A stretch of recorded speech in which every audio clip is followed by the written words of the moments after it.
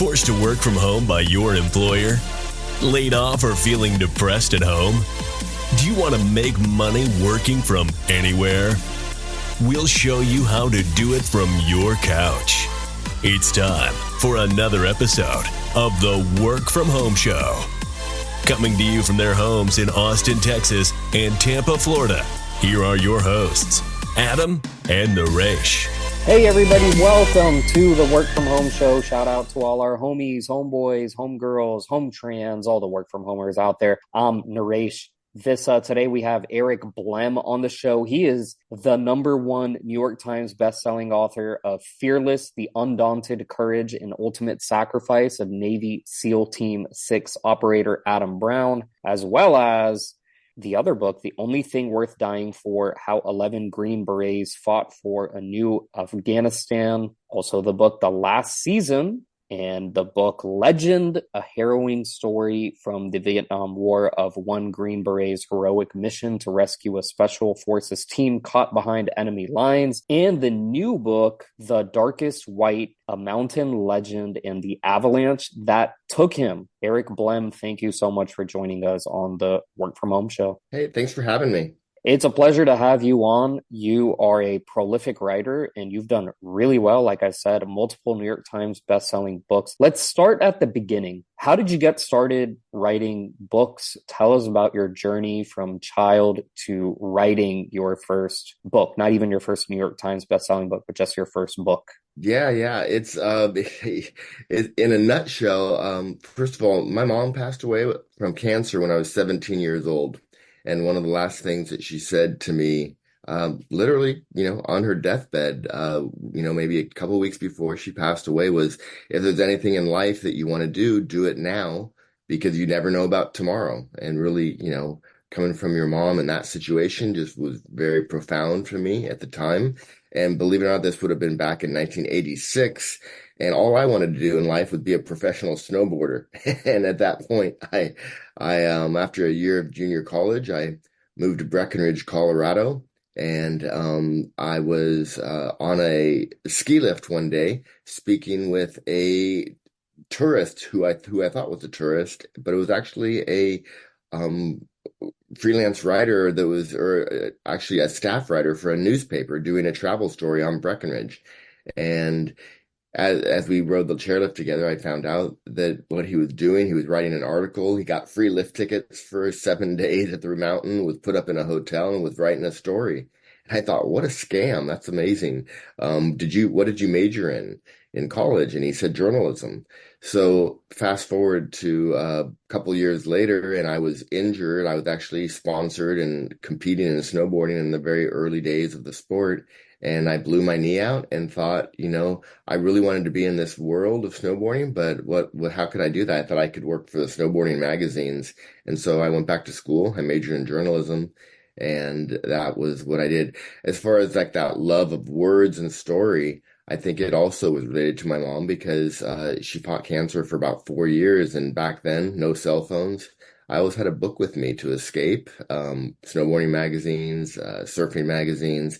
And so the written word and stories were always my escape. So that all came together. Started writing as this editor for a snowboarding magazine, and then went freelance after about 8 years working there. And that's kind of a nutshell story of how I got to where I am now, and the very beginning.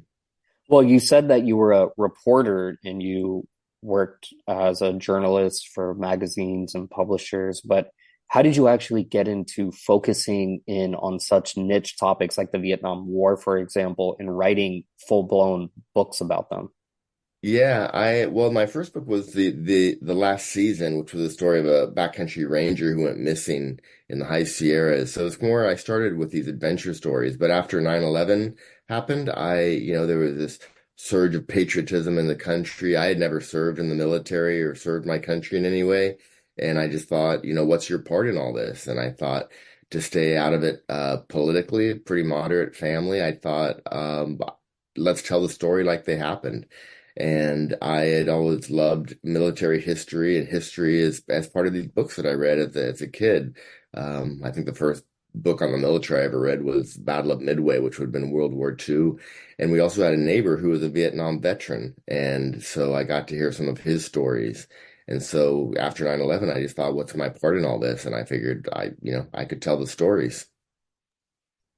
I've got to ask a question that's your opinion because you said that you always had an interest in military history, and after 9/11, that's what inspired you to write some of these books. Is it just me, or do you think that the sense of patriotism is at a low right now, or just maybe very divided? Maybe like half the country is very patriotic and the other half is not. Like, what are your thoughts on that right now at this moment? Right now, I would say, yeah, I mean, you're definitely cued in. There's a total lack of I think well, I wouldn't say a lack, but there's definitely some waning patriotism. I mean, it's a going to be a tough year as an American, I think, with the election coming up, and but there's still, and I've written these stories, so I've become, immersed in a lot of these various communities, especially the operate special operations forces. And there is still very strong patriotism in the country as well. So it's divided, but where it's there, it's very strong still. And I think that's kind of America. I mean, there's always going to be these divides, right? Yeah, but I just wonder post 9/11 because I felt it. I felt the patriot and look, I was very young, maybe I was naive, maybe it was just the people who were the young people around me, but I felt the patriotism that lasted from 2001 through maybe 2005 or 2006. It really lasted a while. And do you think we can revive that patriotism today, and how? No, yeah, I know it. I don't know. I'm an optimist by nature, and so I would hope so. But you're absolutely right. It's the patriotism is nothing like it was before, especially after 9/11. I mean, my wife and I were married 3 days after 9/11, if you can imagine. And so we're on the West Coast. Her maid of honor couldn't even make it to us because she couldn't fly from Boston. We ended up taking a train up to Seattle, and the American flags on the way up the whole West Coast of America was just amazing. At that point, something that we'd never seen before. Only things I'd heard about from my parents about the World War II era and the so-called greatest generation. So I would hope so, but it's definitely nothing like it was. You're absolutely right. I will agree with you on that. Going back to your books, so that first book that you said you wrote, the called The The Last Season, that was correct. your first one. Walk us through how did you get that story idea? How did you get, because I believe it became your first New York Times bestseller. How did you get your agent? How did you promote the book or submit the book? How did you convince your publisher to publish it? Just walk us through that Mhm. entire process. For sure, for sure. It won the National Outdoor Book Award, so it was that one in particular was not a New York Times bestseller, but it's continued selling however many 2006 when it was published, so 18 years later or whatever, it's still selling well. Um, and I would say that story was about a backcountry ranger who was famous for finding people who went missing on the John Muir Trail. In the High Sierra of California, and then one day he went missing himself. I mean, that's the elevator pitch for the reader up right there on the cover. And so I retell the story of Randy Morganson and the he was a ranger who was helicoptered into remote backcountry lot like a either a tent cabin or a tiny, very, very remote cabin that he would cover a section of trail. Well, I hiked that trail and ended up going through his territory just a couple years before he went missing. So that's kind of how I was told about this guy. He was, known as kind of the John Muir of the High Sierra. And I have a friend of mine a couple years after I hiked the trail asked me, "Did you ever meet that guy, Randy Morganson?" I'm all, "No." He said, "Well, he's missing right now. There's this massive search and rescue operation going on for him." But again, I did jump ahead. As far as finding an agent and a publisher, it kind of honestly a little bit of a fairy tale story. My agent found me. Her name's Christy Fletcher, amazing agent. I've been with her still. She's still my agent today. And she had read some of my articles, and she contacted me when she was kind of a junior agent for another, working for an agency, and asked me, "Are you interested in, writing a book? I love your writing, and maybe we could work together on a proposal." And that's how it started. And then from there, it actually was a proposal I wrote about this whole story, an idea, and it went to auction, which is another dream for a new writer, where various publishing houses were bidding on the proposal, and it's worked out ever since. I mean, I've never left her because she has just really shaped my career. Do you write full time? You're not reporting anymore, working for any newspapers, online publishers. You're just writing books every 3, 4 years. It's pretty hard to survive as a writer alone. My wife is also an editor, so she makes me look good. She does some freelance editing. Once upon a time, she was a full-time editor for Patagonia, the clothing company, and she worked remotely before remotely was a thing.